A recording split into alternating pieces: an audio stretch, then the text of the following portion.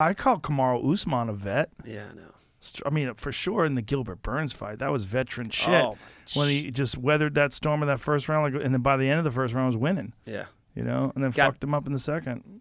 And his striking's getting better, man. Oh, my God, much better. Striking's getting better. That fight this weekend is very interesting, though. Very I watched the first fight again the other day. Yeah. And I'm going to tell you something, man. Masvidal was all over him in that first round. And that was last minute, correct? Mm-hmm. 6 days notice. He stuffed, 11 of his takedowns, which is unheard of with Usman. Yeah, but more importantly, was not in condition. No. Was not prepared for a fight like that. Yeah. They offered it to him. He took it. He went there 6 days notice. And I mean, that first round, he looked very good. He only won that one round. Yeah. That's what's important in the fight because Usman made adjustments. Another thing that's important to note is that Usman apparently had shattered his nose 2 weeks before that fight. Wow. Yeah, so his nose was fucked.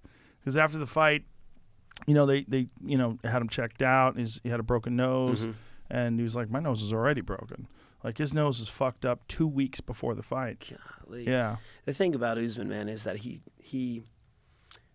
some people say he's boring, boring fighter. I think he's great. I think he's a great. Wasn't boring in that Gilbert Burns fight. Oh, no, he wasn't. I think he's great, man.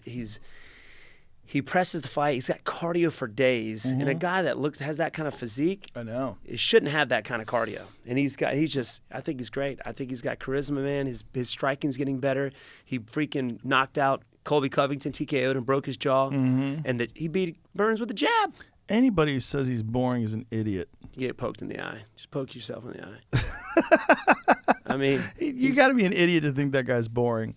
That's crazy. Look, he did what he had to do to win the Masvidal fight. Right. But if you take into consideration the fact that he had a broken nose going into the fight, and you take into consideration the fact that Masvidal is, you fought him. He's game. Good. He's game. And he's clever, and he's experienced, and he's a real vet. Yeah. Masvidal's a real vet. That's somebody who you cannot break this guy's will in a fight. No. I've seen it. I've broken guys' wills in there in a fight. When a guy like that, who comes out just as hard in the last round as he does in the first, and still has got power and still is just a savage, just want to rip your head off. That's a scary dude. Or you hit him and he smiles at you. Yeah. And normally when guys do that, they're hurt.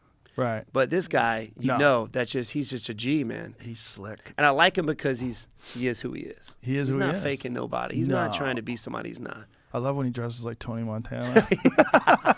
He's got the whole suit, the get up. When I talked to him here, one of my favorite moments on the podcast with him here was when I asked him, I said, the question is, can Ben Askren get a hold of you? He goes, he can get a hold of these nuts. Dude, that guy, boy. That's what I love that guy. And it was funny. I was in Singapore. Me and him both were there as guest fighters, and that's where we made that fight happen. Oh. We had planned it out there. He was wanting to work his way up, and I had just lost the tire. And so the second time, so I was like, let's make it happen, man. And I think what's changed from him, I wouldn't say so much his style, but his mindset. Yeah, he talked about that, the resurrection. Yeah. Well, you know what had happened?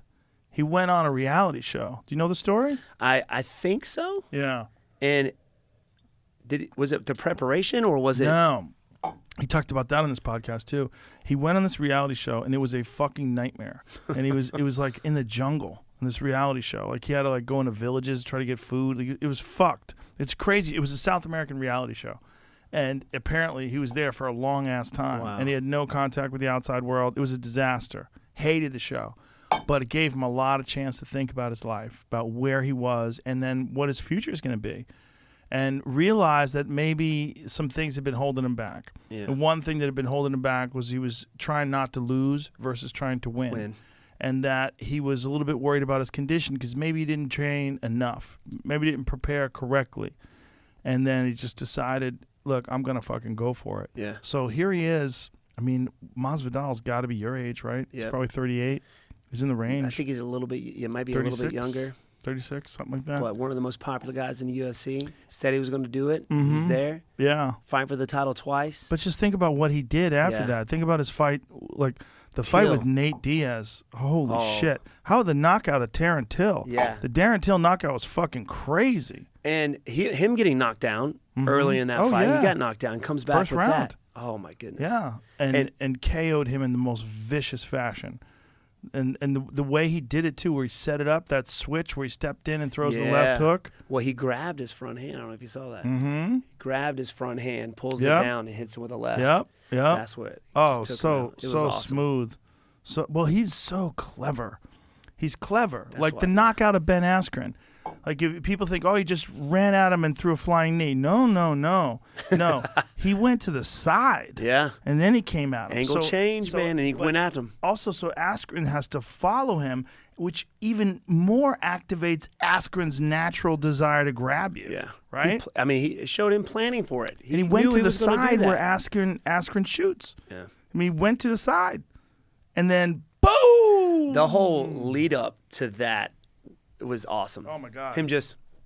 Incredible. Yeah. Just looking like a freaking G, and then he steps off. And that photo of him in midair landing that knee to Ben's face, jacked. You see his six-pack and everything's angry look in his face. That's one of the classic all-time MMA photos. See if you can find that photo. And then him saying, was that necessary to hit him? He's like, super necessary. It's super necessary. Yeah, super necessary. Well, not only that, he like, as Ben is out cold, after he punched him in the face, right? He's talking to him and slapping the table. Like, I told you, bitch. Yeah. Crazy. And what's good about him is that he can throw something. Like, obviously. There it is. Wow. That one in the middle is the one I'm talking about. The one up, yeah, look at that. That is a fucking classic MMA photo. Up of in the Ben middle, the middle of the fucking impact. Look at his face. He's so angry. Bam! I was there. I was there too. I was there, Case. And you know what? After that fight, I went up and congratulated him. He's like, man. He's like, thank you, bro. He's like, we need to make this fight happen. We need to do it again. That was crazy shit. He became a superstar that night. Yeah, that's right. Been at the two knockouts, crazy knockouts back to back. Yep. And now he has another chance at Usman with a full camp. And I think super interested. On paper, it's like, all right, how do you choose against somebody who's been so dominant in the welterweight division against Usman? But then you get this guy out there who can just out of nowhere just do out of a thought in his head, hit you with a spin something or a flying knee, or he's so creative and I'm interested. He's intelligent. I would never count Usman out. I think Usman is one of the mentally, he's one of the strongest guys that I've ever seen compete. His mind, you never see a weakness from him. He's so strong. And when he dominated Tyron like that to win the belt, this is his first shot at the title. No nerves at all, just full dominance. Just went at him, just controlled him, smashed him, just beat him up. Almost tried to take him out at one point in time and emptied the gas tank and realized, like, Jesus, Tyron's still here. Like, we talked about it on the podcast, too. I'm like, how tired you were? He's like, bro, I was so tired. He didn't show it. He didn't show it. I could see it a little bit, but I was right next to him. I was right there watching it.